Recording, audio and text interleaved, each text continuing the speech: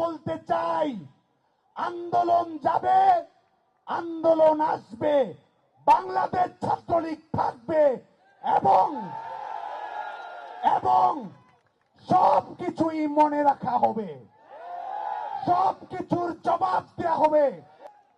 আজকে শিক্ষার্থীদেরকে টার্গেট করছেন, নিজের হিম্মত নেই আন্দোলন করার, আর সাধারণ শিক্ষার্থীদের আবেগকে পুঁজি করে তাদেরকে ব্যবহার করার চেষ্টা করছেন। ছাত্রলীগ থাকতে শিক্ষার্থীদের ব্যবহার এই বাংলাদেশে করতে দেয়া হবে না। আর যারা বাড়াবাড়ি করছেন, যারা আমি রাজাকার বলছেন, বাংলাদেশের বিভিন্ন শিক্ষা প্রতিষ্ঠানে পড়ছেন,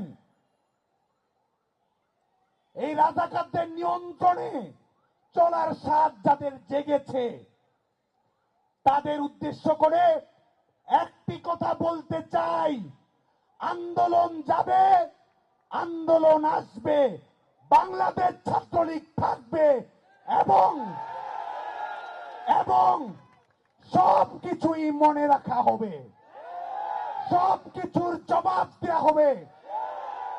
হলে হলে তামাশা যারা করছে, সাধারণ শিক্ষার্থীদেরকে নিয়ে পাবলিক শেমিং যারা করছে, ছাত্রলীগের ইতিহাস তো জানা নেই, একটি ঘটনাও জবাব ছাড়া দেয়া হবে না,